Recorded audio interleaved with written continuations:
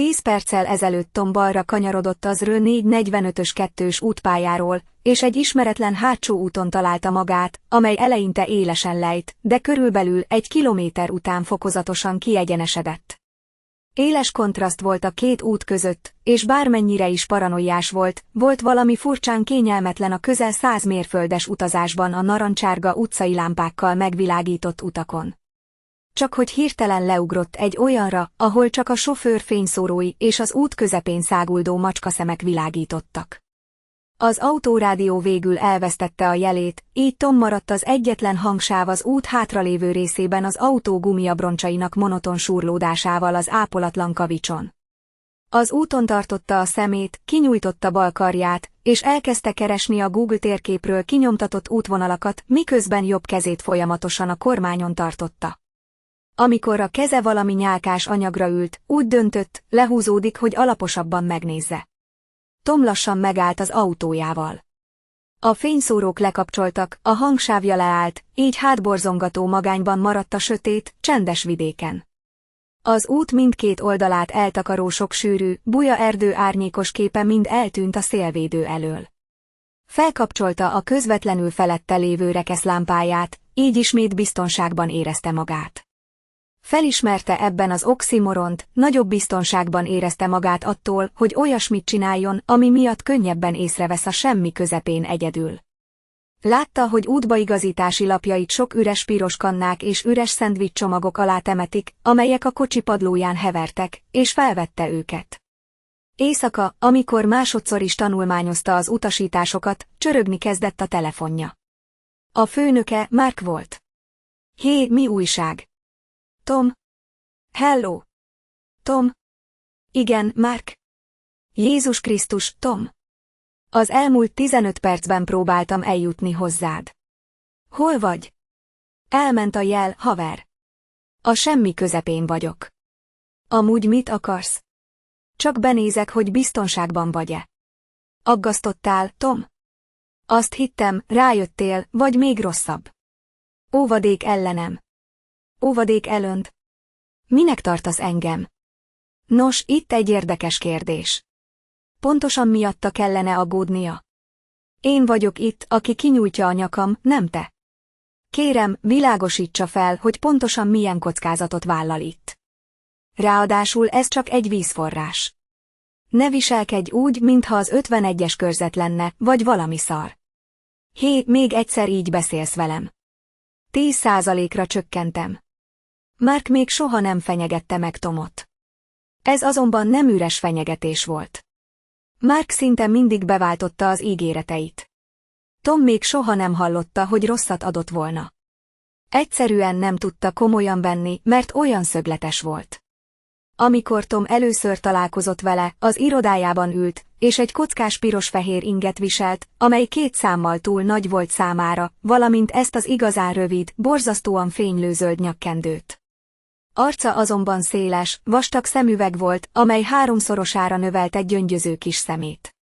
Rosszul visszahúzódó haja volt, amely zsírosan vissza volt simítva kis fürtökkel, amelyek különböző helyeken ellenőrizhetetlenül felpattantak. Azonban az egyetlen dolog, amit Tom soha nem felejtett el attól a pillanattól kezdve, amikor rátette a tekintetét a Magnum Pi bekeretezett poszterére, közvetlenül az asztala fölött. Ez és a legelső dolog, amit mondott neki, vízöntő vagyok, mielőtt egy másik bekeretezett, csillagképeket ábrázoló plakátra mutatott volna a távoli falon. A találkozás után már kiérdemelte a háta mögött vízöntő becenevet, amiről Tom biztos volt, hogy még mindig nem tudott. Tom azt képzelte, hogy ő az utolsó ember, akivel valami illegális dolgot csinál. Rendben, oké, sajnálom, haver, csak egy kicsit tanácstalan vagyok ezzel az egész dologgal kapcsolatban. De ne aggódj miattam, tudod, hogy számíthatsz rám. Jelenleg csak az út szélén parkolok, körülbelül 5 percre a forrástól. Azt hiszem, 3 jobb kanyar következik. Igen, 3. Csak próbálom kideríteni, melyik az. Oké, néhány napja kinyomtattam az útbaigazítást is, most, hogy belegondolok. Nem tudom, hol vannak jelenleg, de minden esetre megkeresem őket a telefonomon. Bár amennyire emlékszem, ez az első jog. Igen ember, az első nagyjából jól hangzik. Tom végiglapozta az oldalt. Igen, az első. Oké, eddig remekül csinálod, Tom. Tudtam, hogy számíthatok rád. Ne feledje, mindössze annyit kell tennie, hogy oda kell jutnia, videót készíteni, néhány képet készíteni, megkeresni, amit csak tud, és csak azután ki kell mennie onnan. Bárcsak ilyen egyszerű lenne, de azért köszönöm. És mondd, miért nem használhatok megfelelő fényképezőgépet? A videónak amatőrnek kell kinéznie. Csak Tom használja a telefonját. Semmi profi. Csak rögzítsd nekem a felvételt, hozd el a telefonodat, és a többit én intézem. Oké, jól hangzik. Viszlát. Ó, várj, Tom. Nos, még egy dolog, ha szabad. Amikor nem akartad hallani, Mark hangja inkább ijesztőnek tűnt, mint bosszantónak, Tom pedig az utóbbira számított. Ne rontsa el ezt nekem. A kattanás volt a leginkább támogató dolog, amit Tom egész este hallott. Rendben, viszlát, seggfej. Kimondta, nem mielőtt ellenőrizte a telefont, hogy megbizonyosodjon arról, elment. Tom a hátsó telefonját a nadrágja zsebébe csúsztatta, hüvelyk és mutatóujjával olyan szélesre feszítette a farmert, amennyire csak lehetett. Megfordult, hogy visszasétáljon a kocsijához, miután esztelenül vándorolt néhány méterrel előre, miközben Markkal telefonált. Tekintetét a rekeszlámpára szegezte, amely még mindig fényesen áradt ki a kocsijából. Minden lépésnél fellemozgatja a fénylátását a hatalmas koromsötét környezetben, mintha egy alagút végén lévő fényhez közeledne. Újabb oximoron, gondolta magában Tom. Nem kívánt megbízatásának legnehezebb része még előtte várt. Tom újra beszállt a kocsijába, és égve hagyta a lámpát. A pohártartóból felkapta a magával hozott vizes mintaüveget, és megitta belőle az utolsó kortyot, és csak egy cseppnyit hagyott az üvegben. Nézte, ahogy ugyanaz a csöpögés lecsúszik a belső szélen, és kisebb cseppekre tört, amikor az alját találta. Néhány másodpercig locsolta a vizet a szájában, mielőtt lenyelte, megborzongva a szájában hagyott elsöprően unalmas íztől, mintha maga a halál szállna le a torkomon. Gondolta magában. Mint egy ugyanolyan ízű, de nem üdítő víz, mintha egy régi temető legszárazabb agyagjával fűszerezték volna, az sem tett jót neki, hogy nyitott fedéllel ül a meleg autóban. Addig labda, amíg nem sportol. Tom csendesen elolvasta magában a címkét. Hihetetlenül általános elnevezése volt ez a palackozott víznek, de mi mást várhatunk el egy szupermarket márkától. Tom otthonában mindig ott volt ez a cucc a sajtójában, és sok kollégája minden nap ugyanazt a vizet vitte magával dolgozni. Különös reggel volt azonban, és szinte mindenki, beleértve őt is, mind észrevette, és majdnem ugyanabban az időben panaszkodott, hogy milyen rossz ízű lett a palackozott víz. Palackozva a labda forrásánál, amíg fel nem ugrik. Folytatta a suttogását. Tom megcsípte autója kulcsának hideg, szaggatott fémét, és azzal végighúzta az egész készletét a műszerfalon. A kulcskarikák furcsa vetemedő hangot adtak, ahogy lecsúsztak az ívelt élen, majd röviden csilingeltek, miközben a levegőben lógtak, mielőtt végül tanulmányozni kezdtek. Épp amikor újra le akarta kapcsolni a rekesz világítását, és elindult útja hátrélevő részére, megengedte, hogy susogjanak a bokrok közül, véletlenül elkapta, és minden izmát bezárta a testébe. A romlott víz iszonyatos íze visszatért. Tom a hüvelykujja és a mutatóujja közé zárva tartotta a kapcsolót, és olyan lassan forgatta a fejét, hogy érezte, hogy a nyak izmai ismét meglazulnak. Ahogy visszaemelte a kezét a fényből, visszatért a titokzatos suhogás. Csak ezúttal hangosabb és hosszabb volt. A hang forrása megkeveredett, és hangerőt változtatott, mintha bármi is keltette volna, az harcban vergődött. Tom bedugta a kulcsot a gyújtásba, amikor a hang harmadszorra is közelebb ért, és elfordította a kulcsot, amikor az újra elhallgatott. Tom üvöltő motorja életet lehelt az őt körülvevő hatalmas csendes vidékre, és majdnem olyan gyorsan, ahogy a motorja kitöltötte ezt az ÜRT, vékony, magas csikorgás tört fel a bokrok közül, olyan hangosan, hogy kiukadt az autója hangfalán, és arra kényszerítette Tomot, hogy gyorsan megfogja mindkét fülét a fájdalomtól és az ijegységtől.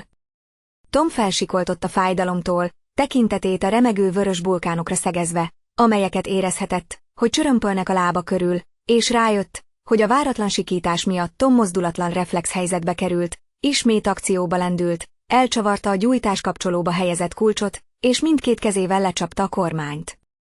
Kétségbe esetten kapaszkodott a váltókarért, és erősen lecsapta a lábát a gázpedálra. Amikor ragyogó fényszórói megvilágították az országutat, amely hamarosan feléje gyorsult, és az elviselhetetlen bálnavadászat gyorsan csendben oldódott, megkönnyebbülés járta át Tom remegő testét. Tom néhány másodperc múlva újra kapcsolatba került környezetével, miután átadta magát a szürrealizmusnak, amit átélt. Csak akkor döbbent rá, hogy valójában milyen veszélyesen gyorsan utazik.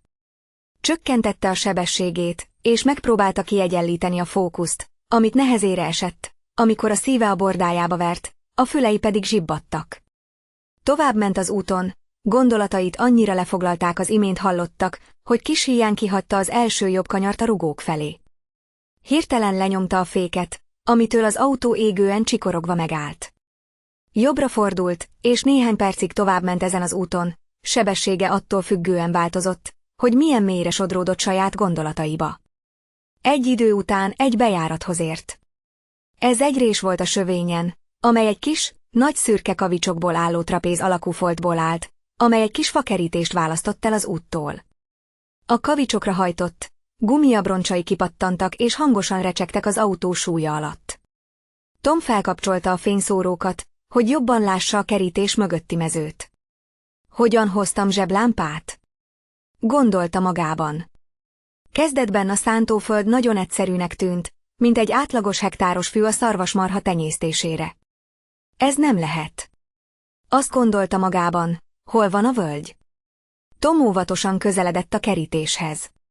Fényszórói egy kis műanyag táblát tükröztek, amelyet fekete kábelkötegelőkkel erősítettek a kerítésre. Ezt a feltevést Kennedy biztonsága védi olvasható. Amikor Tom elérte a kerítést, észrevett egy kis völgyet, amely néhány 100 méterrel lejt a bal szélén, labda, ami ki nem pattan. Most már biztos volt benne, hogy megtalálta őket. Tom előhúzta a telefonját a zsebéből, és felhívta Markot. Hello, Tom? Mark 2 csengetés után válaszolt. Hé, megtaláltam. A rugók. Jó, most emlékezzen a megállapodásunkra. Bemész, kép a videóban, aztán megtalálsz, amit tudsz, és kiszállsz. És kérlek, próbálj meg olyan gyors lenni, amennyire csak tudsz.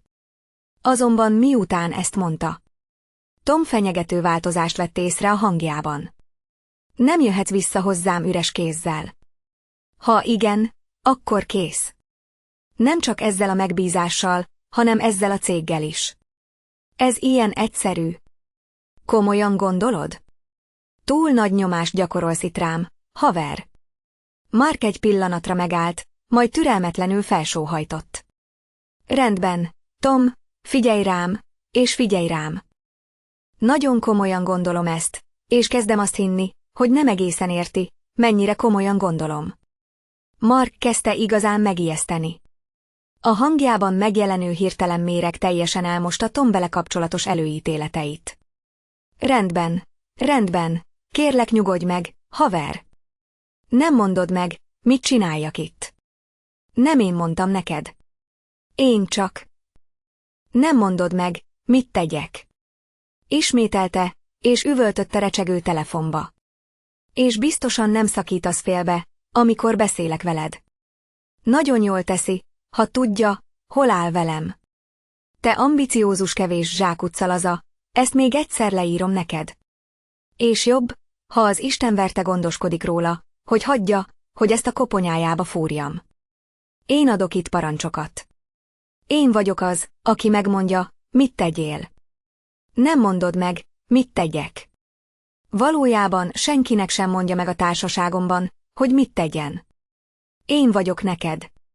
Botorkálsz és várod a munkát.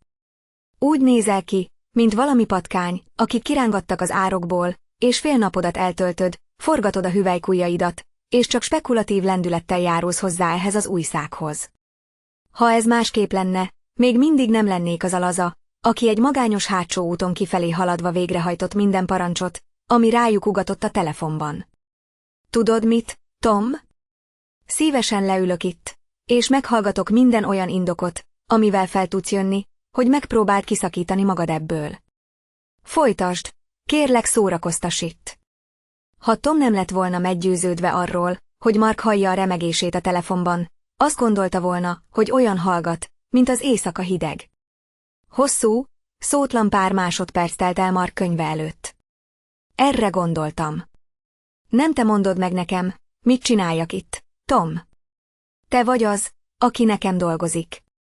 Nincs ez fordítva, és soha nem is lesz. Tom szótlan marad. Szinte érezte Mark nehéz, nedves lélegzetét a hangszórókon keresztül, és meghinti a jobb fülét.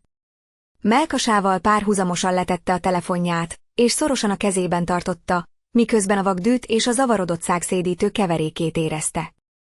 Lassan visszaemelte a telefont szorosan a füléhez. Mi a rögeszméje ezzel kapcsolatban? Kérdezi halkan, és mindent megtesz, hogy összeszedje magát. Egyáltalán nem érted, Tom? Válaszolta, ezúttal inkább lekezelően, mint dühösen. A rossz ízű víz és az, hogy ezek az emberek megbetegednek tőle.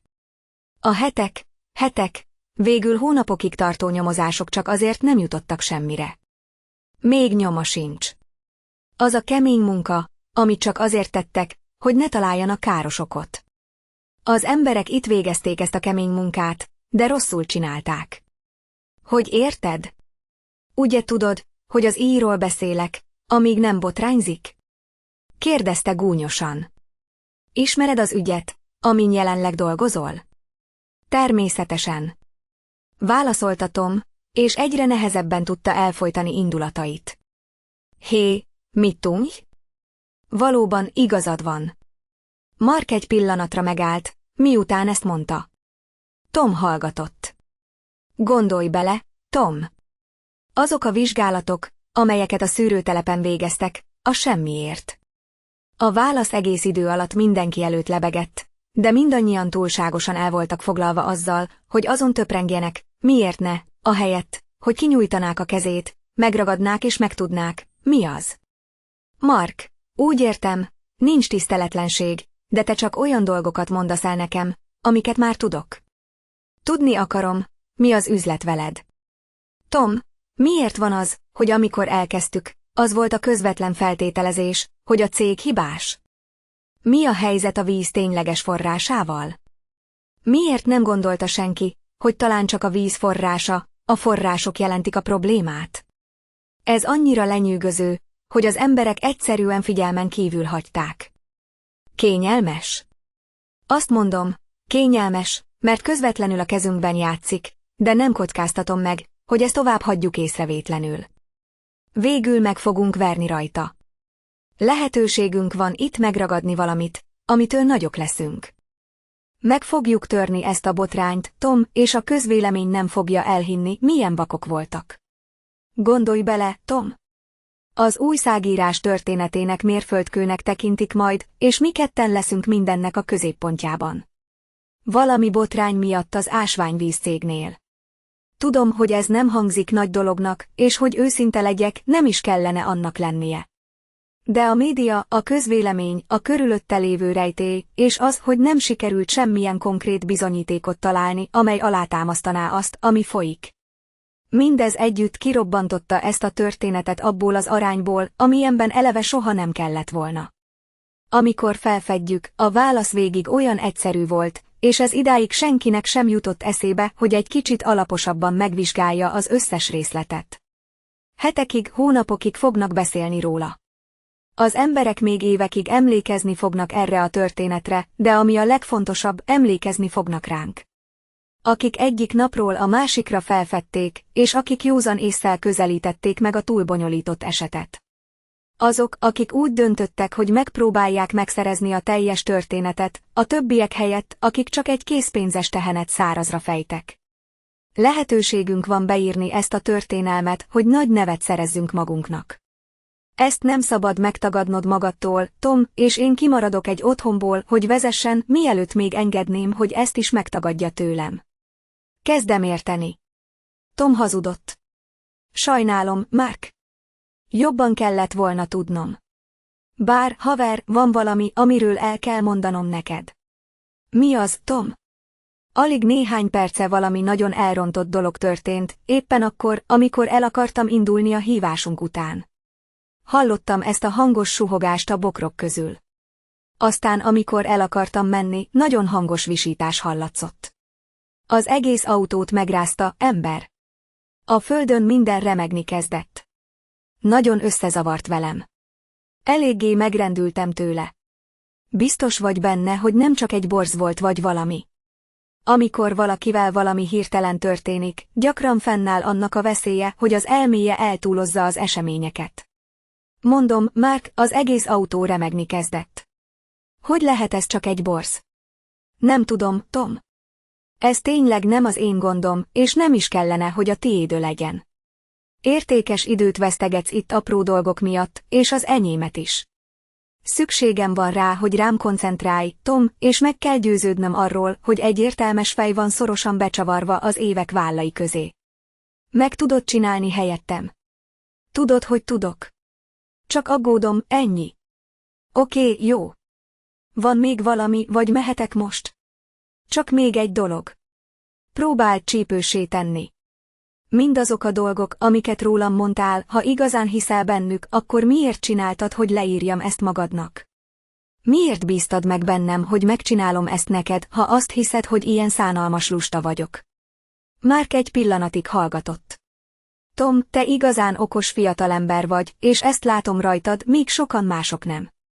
Sok csodálatos, szorgalmas újságírótól utasítottam el a lehetőséget, hogy nekem dolgozhasson, mert téged választottalak, és azért választottalak, mert felismertem a benne rejlő lehetőségeket. Bíztam benned, amikor más menedzserek reménytelennek nevezték. Azt mondták, hibát követtem el, ha hiszek benned. Kérlek, Tom, bizonyítsd be nekik, hogy a beléd vetett hitem jogos volt. Azért itt nem fogok vergődni. Hiányzik a motivációd. Hiányzik belőled az ambíció, és hogy őszinte legyek, tényleg lusta vagy. Hiányzik az önbizalmad, mint az akaraterő, de Tom, láttam, mire vagy képes. Tisztán emlékszem, amikor bemutattad a disszertációdat a beiktatásod során, és tisztán emlékszem, hogy megmutattad az összes kutatást, amit belefektettél. Akkor jöttem rá, hogy van benned valami igazán különleges, hogy rengeteg potenciál rejlik benned, hogy úttörő újságíró legyél.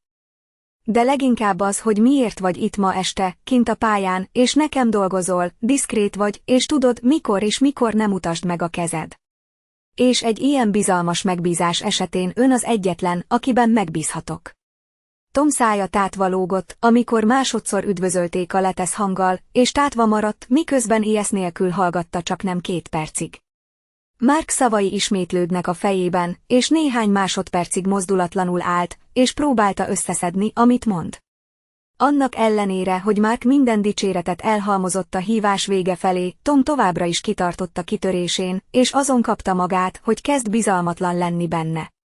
Bármennyire is igyekezett Markkal egy lapon lenni, egyszerűen nem látta a logikát a gondolkodása mögött.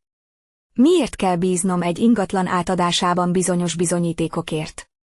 Miért nem indítanak el egy vizsgálatot, vagy tegyék közzé ezeket az információkat a nyilvánosság számára? Biztosan így is megkaphatná azt az elismerést, amire annyira vágyik. Tom fejében egyik sem kattant egyszerűen a helyére. Tom felmászott a fából készült kerítésre, és úgy volt rajta, hogy a farmerja szakadásai ne akadjanak be a vezetékekbe. Eszébe jutott, hogyan jelölte meg az éjszaka elején gombostűnek ezt a remegő, gerinctelen nyak nélküli, akiről azt hitte, hogy nem lehet gondot rákényszeríteni. Alig 1 óra alatt a szerepek teljesen felcserélődtek. Mint valami patkány, amit az árokból kirángattak, a szavak szúrósan visszajátszottak Tom elméjében, amikor a lába a fűbe ért. A harmat átszivárgott Tom cipőjén és zoknián, és lábai minden egyes lépéssel csillapítóvá váltak a mezőn. Közel 3 perc séta után a léptei egyre nehezebben és gyorsabban kezdtek lefelé esni, vagyis elkezdett lefelé ereszkedni a dombról. Megállt egy pillanatra, hogy szemügyre vegye a környezetét. Nézte az alig látható tóban a hideg éjszakai égboltot tükröző hullámokat. Még egyszer elővette a telefonját a zsebéből, kinyitotta a kamerát, és bekapcsolta a vakut, hogy tisztán láthassa. A villanás a lejtő egész oldalát megvilágította, olyan fényesen a tetején, hogy minden egyes fűszálon látni lehetett az egyes harmadcseppeket, de a dombról lefelé halvány fénybe halványodott, ami majdnem elérte a tó partját. És világosabb, mint gondoltam, sokkal világosabb. Gondolta magában Tom. Tom folytatta a gyaloglást, igyekezett nem megcsúszni, amit nehezen talált, vászoncipőben, miközben lefelé ment a hideg, nedves füvön. A partvonal lassan kezdett jobban láthatóvá válni. Tom a tóból kiszivárgó vékony vízhányók ismétlődő folyamatát nézte, miközben egyik lábával a másik előtt csúszott lefelé a lejtőn. Megnedvesítette a kavicsos, fiatal homokot. Mielőtt egy pillanatra visszahúzódna, majd ismét visszaszivárogna a partra. Amikor Tom néhány lábnyira átlátott a tavon, és érezte a fű ropogását és az apró kavicsok repedését a bal lába mindkét fele alatt, kinyitotta a videomagnót. Tom mozdulatlanul állt, és tudta, hogy ha mozognia kell, lassan és csendesen kell kúsznia a parton. Érzékszerveit egy darabig a néma, hullámzó tavacskára összpontosította, várva valamiféle hangot vagy mozgást, amelyet remélt nyomon követni. A hullámok súlyosak voltak, és váratlan hosszúságig terjedtek délnyugat felé, mielőtt belepusztultak a sekélyebb vízbe. Ekkor valami megütötte.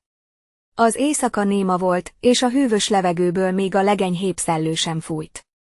Tom folyamatosan a tó felé irányította a ragyogó fényt, mint egy reflektor, amely az éjféli égbolton haladt át. Egy pillanatig mozdulatlanul tartotta, és tanulmányozta a hullámokat, amint áthaladtak a fényen, mielőtt újra eltűntek a környező árnyékok között, ahonnan előbukkantak. Lassan jobbra oldalt, próbált némán haladni, remélve, hogy nem egy lény okozza a hullámzást, vagy legalábbis nem ijed meg, ha a legcsekélyebb hangokat is meghallja messziről. Tom aprólékosan ellenőrizte teste minden izmát, ügyelve arra, hogy ne adjon ki olyan hangot, amely elriaszthatná azt, ami a hullámzást okozza. Teljes összpontosítással megkerülte, és ezt néhány másodpercig tette. Megnézte a talajt a lába körül, hogy nincs-e benne akadály, majd vissza a telefonjára. Amikor megnézte az időt a képernyő tetején, észrevette, hogy már 3 perc eltelt.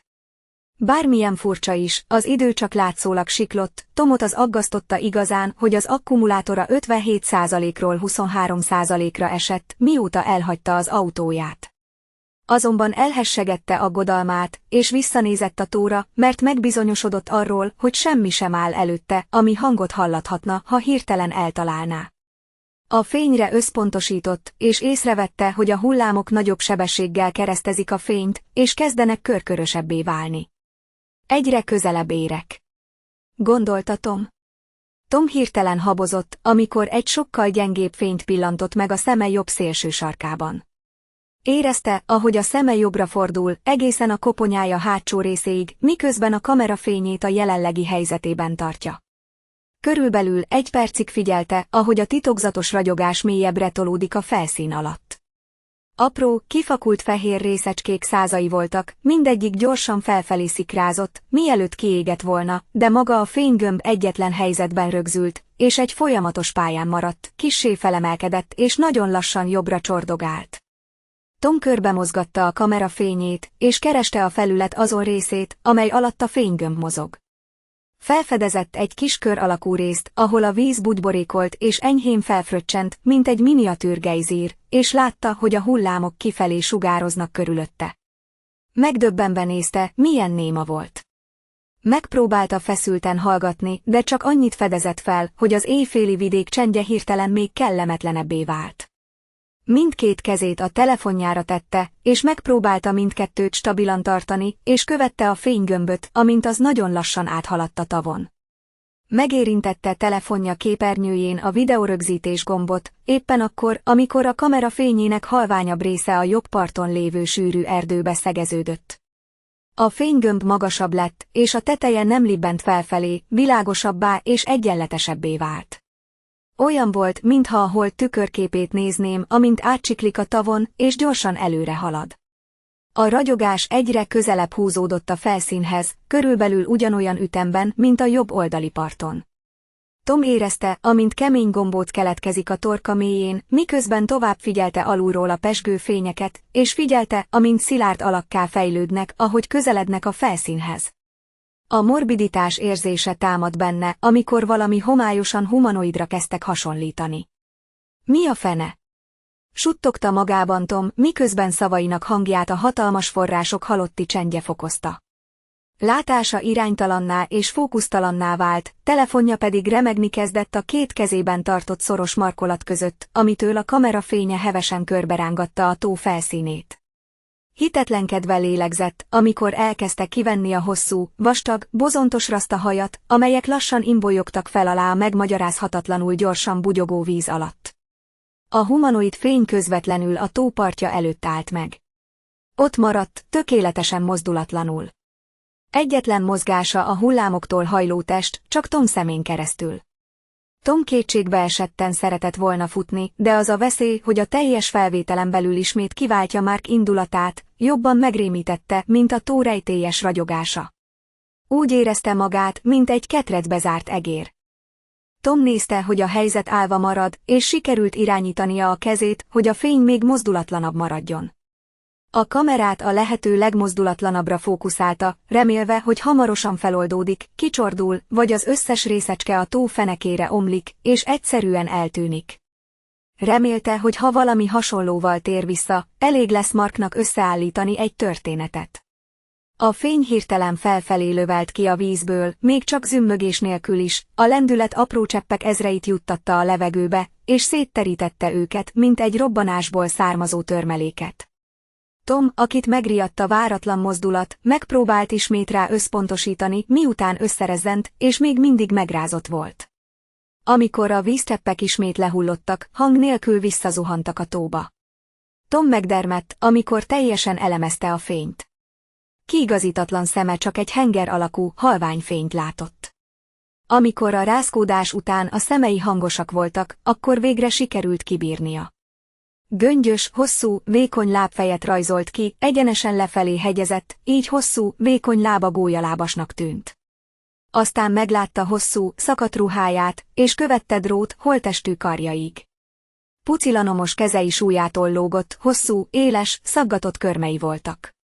Fel és felkövette a bozontos, csomós, hullámzó haját.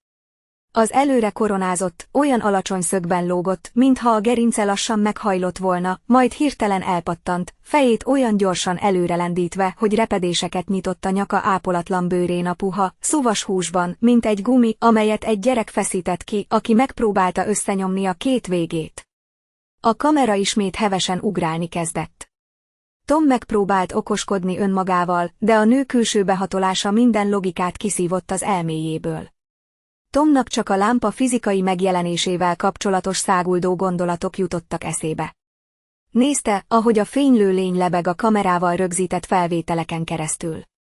Akárcsak ő, Tom is megdermedt, és másodszor próbálkozott azon az éjszakán különböző okok miatt, és mindent megtett, hogy ne adjon ki hangot. A lény teljesen mozdulatlan maradt, lebegve a tó felett, és fokozatosan egyre kevesebb csepp csapott még mindig némán a tóba, ahogy a második lassan elszaladt. Tom továbbra is figyelte a mozdulatlan lényt a felvételen keresztül, különös kíváncsisággal, hogy mikor kezd el végre újra mozogni, de megrémült attól a gondolattól, hogy elkezd majd feléje lebegni. Érezte, ahogy éles szellő simogatja a bőrét, érezte, hogy a libabőr ingere végigfut a karján, majd az egész törzsén. Az arcát és a nyakát, a bőr egyetlen részét, amelyet ruhája nem takar, olyan érzés volt, mintha egy palackból enyhén vízzel permeteznék rájuk, majd gyorsan megfagytak volna. Továbbra is a lányt nézte a telefonja képernyőjén, de a lény csak mozdulatlan maradt, és rögzített helyzetében lebegett a víz felett. A feje a mellkasáig hanyatlott, koronája a jobb parton lévő sűrű facsoport felé mutatott. Tom kissé felemelte a fejét, és megérintette a telefon tetejét, hogy ellenőrizze az akkumulátor élettartamát. Ekkor vette észre, hogy egy halvány belső fénysarló takarja látása csúcsát. A végzet érzése teljesen felemésztette. Visszanézett a kamerába, és látta, hogy a ragyogó fehér nő még mindig a víz felett lebeg, ugyanabban a helyzetben, közvetlenül a part mellett. Még ezen a feszült megpróbáltatáson keresztül is ironikus enyhe megkönnyebbülést érzett. Amikor teljesen felemelte a fejét, és felnézett, egy fiatal, bomlott nő fényesen megvilágított arca találkozott vele szemtől szemben. Tom felsikoltott, néhány méterrel hátrébb tántorodott, miközben a telefont a kezei között kapargatta, majd leejtette a homokra néhány méterrel tőle jobbra. Olyan gyorsan kúszott hátrafelé, amilyen gyorsan csak tudott, elhatalmasodó félelemmel és bizonytalansággal, és megpróbálta megváltoztatni az agyát egy olyan megközelítésben, amelyből kiközösítheti ezeket a veszélyeztető érzéseket. Remegő kézzel markolázta a homokot, megpróbálta felnyomni magát a lábára, de elvesztette az egyensúlyát, és ismét a hátára zuhant. Amikor másodszor is megpróbálta ezt, a nő közelebb húzódott hozzá, és további szemkontaktust vett. Véletlenül tanulmányozta a lényét, meglátta elvetemült nyakát, de a feje előreugrik, mint egy imádkozó kígyó. Sebhelyes gund arca, üres, tétlen mérete és oldalra fordított szája, minden ragyogó fehér, mind vékony fekete vonalakkal körvonalazva. Tom újra megtalálta az egyensúlyát, amikor a nő üres szemei lassan narancssárgára kezdtek beárnyékolni magukat, és fordított ajkai oldalra szétnyíltak, felfedve hatalmas, háromszög alakú fogait. Alig néhány méterrel arrébb lebegett a földön, föléje tornyosult és gyorsan közeledett hozzá, tüzes narancsárga tekintetét Tom átszellemült szemére szegezve. Érezte, ahogy a szemén keresztül láthatatlan vékony vonalban égnek, áthatolnak finom koponyáján, és egészen a feje közepéig lőnek. Tom észhez tért, megfordult, a parton hagyta a telefonját, és visszarohant a dombra. Érezte, hogy a hő visszatér a testébe, amikor távolabb futott tőle, mint az élet elhasználódott áramlatai, amelyek feltöltik jeges erejét. Másodpercekkel azután, hogy Tom futni kezdett, a nő kieresztett egy hosszan sikorgó bálnát, amitől Tom rezgett a csontjaiban, éles csengést hagyott a fülében, és olyan morbid halálérzetet keltett benne, hogy a belsejét egy almarothadó magjának érezte. Tom minden tőle telhetőt megtett, hogy figyelmen kívül hagyja a nő jajveszékelését, hatalmas léptekkel haladt felfelé a dombon, és végtagjaihoz lökte magát, hogy hosszú távolságot tartson tőle. Nem hallotta a csengésen keresztül a nedves fűbe csapódó lába hangját, de mindkét fülét eltömte. Néhány másodpercen belül a hallása használhatatlanná vált, így nem tudta megmondani, hogy a nő még mindig jajgat, vagy egyáltalán követi-e. Mielőtt elérte volna a csúcsot, érezte, hogy a lúdbőr ismét felszúrja a hátát. Visszafordította hideg nyakát, teste többi részét előre száguldotta, és látta a lány feldühödött arcát, tüzes szemeit egyenesen a hátába meredve, érezte, ahogy egy lélekbe néznek, és fekete porszerű hamuvá változtatják. Tom elérte a domb tetejét, teste egyre hidegebb lett, ahogy céltalanul száguldott a koromsötétben, keresve a kerítést, amelyen az éjszaka elején mászott. Valami más volt, döbbent rá, Tom pánik sújtotta elméje viharában. Bár tele volt kétségekkel, továbbra is sprintelt, testét elnehezítette a fáradtság, tüdeje nem tudott lépést tartani túlélési ösztönének követelésével, egész teste reszketett a fagyos érzéstől, amely magába zárta. Folytatta a sebességet, és amikor a lehető legfájdalmasabban hunyorította a szemét, miközben nehezen tudott megbirkózni a gyorsan utolérő lény nyomásával, végül sikerült megtalálnia a kerítést közvetlenül maga előtt. Tom tovább száguldott, erősen zihálva, elméjében alkudozott bármilyen nagyobb erővel, hogy ne fogjon ki a gőzből, mielőtt eléri a kerítést. Továbbra is egyre közelebb jött hozzá, parkoló autója közvetlenül mögötte, és egy pillanatig úgy tűnt, Tom kétségbeesett könyörgése kifizetődött. Valami még mindig nem stimmel, ismételte magában aggódva. Mi volt az? Továbbra is száguldott, mindkét fogsora egymásról csattogva, kihasználva minden energiáját, hogy elérje az autóját. Végül megközelítette a kerítést, mindkét lábával felugrott a második párkányra, közvetlenül átugrott rajta, és keményen landolt a másik oldalon, fájdalmat sugározva mindkét lábára. Amilyen gyorsan csak tudott, elsántikált a kerítéstől, és kezét a zsebében kapargatta, hogy megkeresse a kocsi kulcsát, és közben megfordult, hogy utána nézzen. Látta a lányt mozdulatlanul lebegni a kerítés mögött, minden mozdulatát szemlélve, arcára megvető pillantás vésődött. Tom nem állt meg azon gondolkodni, miért hagyta abba a lány követését, vagy miért nem lebeg utána a kerítésen. Csak annyit tudott, hogy ha egyszer beül a kocsiába, és kiszáll onnan, biztonságban lesz, és soha többé nem kell visszanéznie erre az eseményre. Kétszer rákattintott a nyitógombra az autókulcson, hogy beszálljon a kocsiába, de nem reagált. Tenyerét az ablakra tette, és újra próbálkozott, de semmi válasz. Beszorította a kulcsot a lyukba, és kézzel kinyitotta az autót. Kinyitotta az ajtót, felugrott az ülésre, és bedugta a kulcsot a gyújtáskapcsolóba, közben kibámult a szélvédőn, miközben a lány tüzes narancsárga tekintetével újra átégett a fején. Amikor elcsavarta a kulcsot, az autó nem reagált. Gyerünk, gyerünk! A gondolat átfutott Tom eszeveszett agyán. Újra megpróbálta, nem reagált. Folyamatosan próbálkozott és próbálkozott, de mindig ugyanazt az eredményt érte el. Megdermedt, amikor visszarohant a mezőn. Észrevette, hogy valami elromlott. A mező sötét volt, túl sötét. A kocsi fényszórói nem égtek. Akkor hagyta őket rajta, amikor aznap este először mászott fel a kerítésre, és átfurakodott a hideg, nedves mezőn. Égve hagyta a lámpákat, és az autó akkumulátora lemerült. Kétségbeesett gyors menekülési kísérletként a parton hagyta telefonját. A kormányt bámulta, a kurvát és a hitetlenséget, szavakat ismételgetett az elméjében.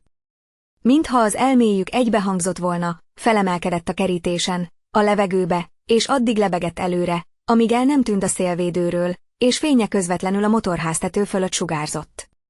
Beverte a kocsi tetejét. A lány újra és újra dörömbölt.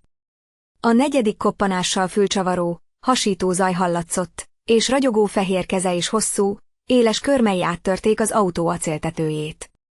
A másik keze ezután következett, majd ezeket használva visszahajlította az acélt, és szaggatott vonalakat csavart, mintha puha sajtfüzérek lennének.